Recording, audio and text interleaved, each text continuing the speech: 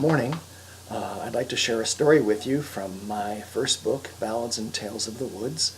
This is a story called The Boy and the Golden Egg. I wrote this years ago while living in the backwoods in the Ozark Mountains in Arkansas, living on a little spot called Falcons Creek. And after living in the Ozarks for a while, I guess being in those mountains, it began to influence my thoughts as a writer. I was also reading a lot of fairy tales at the time as a storyteller, and you can kind of see how the magic of the fairy tales began to kind of weave its magic into my imagination. So the story is The Boy and the Golden Egg, and it goes like this. Once upon a time, there was a small cottage set on the edge of a forest. Living in that cottage was a grandmom, an old lady, and she lived there with her grandson, and they tended with a wood stove, and they had a garden, small organic garden, and they had a barn and some critters, and every morning when the boy got up, he went into the barn to do his chores. He would give hay to the horse and to the cow, and he would milk the goat and give corn to the chickens. And one morning when he walked into the barn, the boy said, "Good morning, everybody." But the cow didn't move. The horse didn't neigh. Goats didn't bleat. Rooster didn't crow.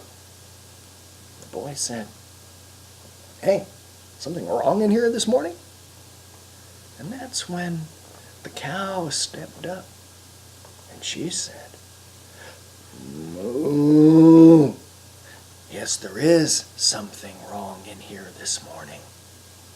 Last night, something landed in the loft. We don't know what it was, but whatever it is, it's still up there. We haven't had a moment's rest since." "Moo!" said the cow, and she backed up. The boy, he wasn't afraid.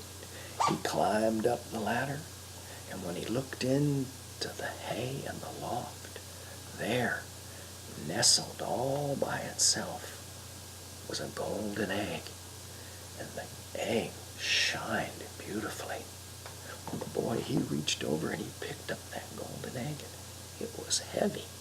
The boy stuck it in his pocket, climbed down the ladder, he ran out of the barn, he ran into the cottage, and his granny was over by the wood cook stove, and she was making some breakfast for her and the boy.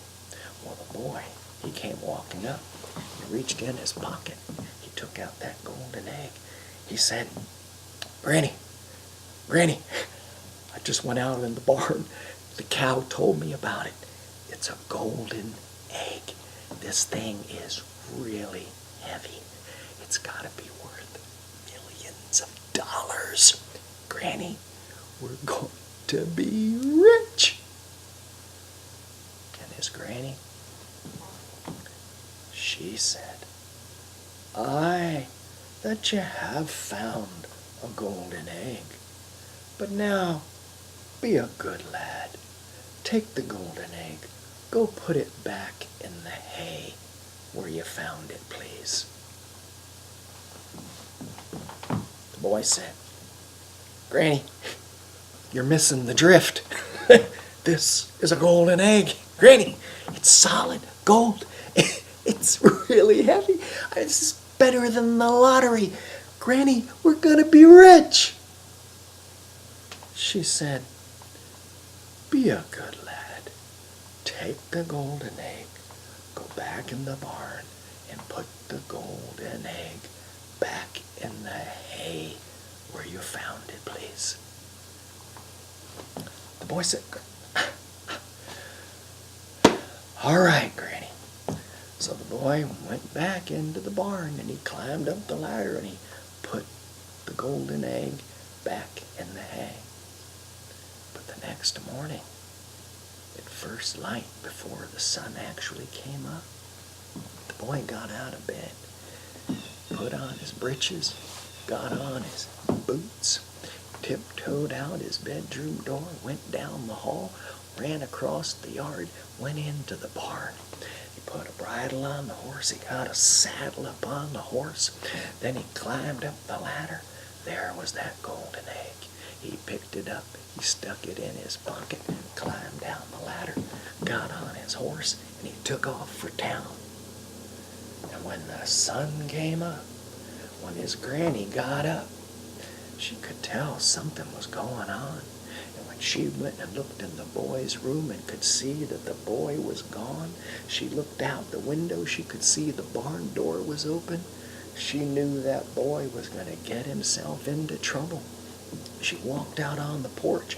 There in the trees, she could see the chickadees and the cardinals and the nuthatches. And she called to them, quickly please, fly into town, fetch the boy, bring him back before he gets himself into trouble with that golden egg. Well, the cardinals and the nuthatches and the chickadees, they flew off as quickly as they could, but they flew along the road where there were no trees to slow them down. And when the birds came around a bend in the road, there, growing up right next to the road, was a big oak tree. One of its branches was spread out across the road. Hanging from that branch was a rope. Hanging from the rope, upside down, with the rope tied around his ankles, was the boy, kicking and thrashing. And when the boy saw the birds, he said, quickly please, get me down. A man has stolen the golden egg. Well, the nuthatches with their sharp-pointed beaks, they landed on that branch, and they pecked at that rope, and they pecked at that rope, and they pecked at the rope, until the tiny woven threads of the rope unwound. The rope popped in two. The boy fell to the ground. He untied the rope from his ankles, and he said, come on, we've got to get into town. A man has stolen the golden egg. And one of the cardinals, perched up on a branch, said, what about the horse? What about the horse? Aren't we going to save the horse too? And the boy said, yeah, we're going to save the horse. Come on. Well, the boy took off running down the road with the birds flying alongside of him. And when the boy came running into the town, it was one of the old towns, back in the old days where all the stores were lined up opposite sides of one street before Walmart moved in. And that's when the boy looked down the road, and there outside the jewelry store, tethered to a post, was his horse. Well, the boy walked up and he patted the horse to let the horse know that he was there. Then the boy looked into the window of the jewelry store. Inside, he could see the man who had stolen the golden egg. He had the golden egg in his palm. He was showing it to the man who was on the other side of the counter who owned the jewelry store. Well, the boy, he walked right in the store. He walked right up to those two men. And the boy said, excuse me. The jewelry store owner, he looked at the man who was holding the golden egg. And the jewelry store owner said, pardon me. Yes, boy, can I help you? Well, the boy looked up and he said, yes, sir, you can help me. That golden egg belongs to me. That man stole a golden egg. He stole my horse, and he left me hanging upside down from the end of a rope in a tree. And the jewelry store owner, he looked at the man, and the jewelry store owner said, is that true? And the man with the golden egg in his palm, who had stolen the golden egg, he replied, absolutely not. Why, this boy is a lie. And just then, when the man looked down at the golden egg in his palm, the golden egg began to glow brighter and brighter and brighter. And just when the golden egg glowed its most brilliant, that's when the man who stole the golden egg all of a sudden turned into a great big ugly rat and began to run around on the floor of the jewelry store.